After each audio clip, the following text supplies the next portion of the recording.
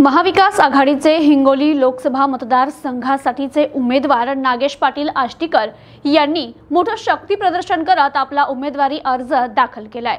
हिंगोली लोकसभा मतदारसंघाचे महाविकास आघाडीचे उमेदवार नागेश पाटील आष्टीकर यांनी आपला उमेदवारी अर्ज दाखल केलाय।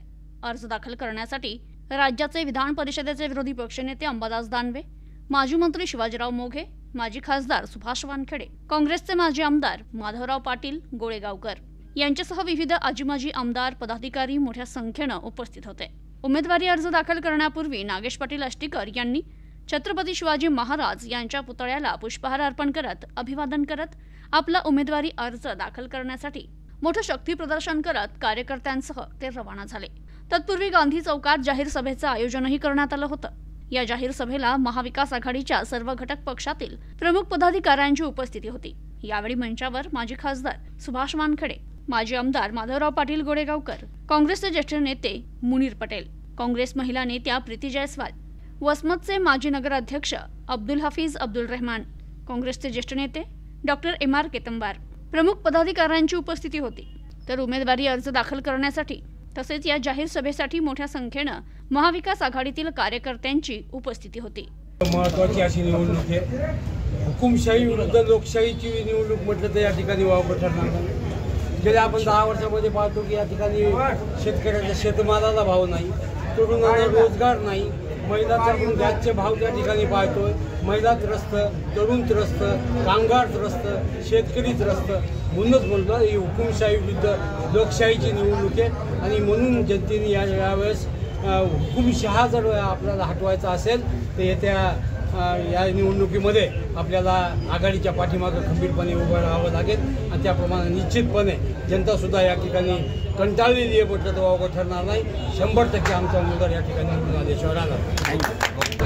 विकासाचे मुद्दे असे 1-2 याच्यामध्ये सांगता येणार नाही।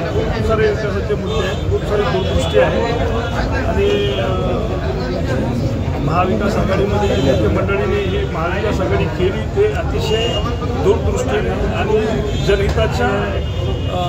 जनहितासाठी केलेली ही महाआघाडी आहे।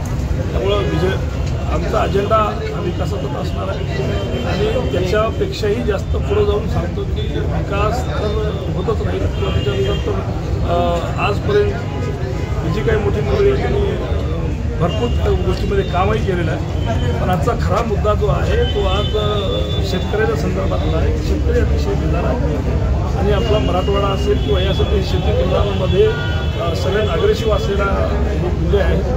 त्या अतिशय मोठ्या प्रमाणामध्ये शेतकरी पहिलेच आपल्या नापिकीवर बेजार आहे, आत्महत्याग्रस्त हे जिल्हे आहेत आणि याच्यामध्ये सरकारच्या एकेखोरीपणामुळे अतिशय बेकार अवस्था आहे शेतकऱ्याची। हुकुमशाही झालेली आहे, महागाई खूप वाढलेली आहे आणि बेरोजगारी खूप वाढलेली आहे। या सगळ्या मुद्द्यावर आम्ही उद्याच्या निवडणुकीला समोर जाणार। तर असं आहे सगळं आपण जर पाहायला असेल तर सुप्रीम कोर्टात सगळ्या लोकांना या सुप्रीम कोर्टाला सुद्धा यांनी वेटीस धरले।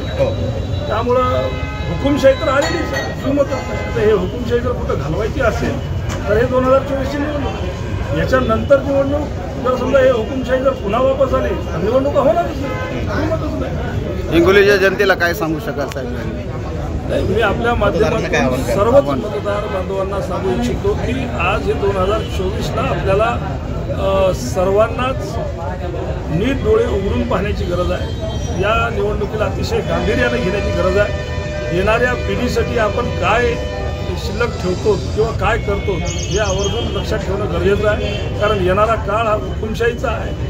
त्यामुळं या हुकुमशाही मनोवृत्तीला बाजूला काढायचं असेल तर हा 2024चा एकमेव पर्याय आहे आणि ते चांगल्या प्रकारे लोकांनी लक्षात घेतलं पाहिजे, शेतकऱ्यांनी लक्षात घेतलं पाहिजे, बेरोजगारांनी लक्षात घेतलं पाहिजे। हे जेवढी महागाई आता जी वाढलेली आहे ती सर्वसामान्य माणसाला अजिबात परवडणार नाही आहे आणि यांना जर अजून जर आपण जर मनसुबे जर वाढू दिली तर भविष्यामध्ये मला नाही वाटत की येणाऱ्या पिढीला हे झेपल। प्रतिनिधी राहुल वाहिवाड, न्यूज टुडे 24, हिंगोली।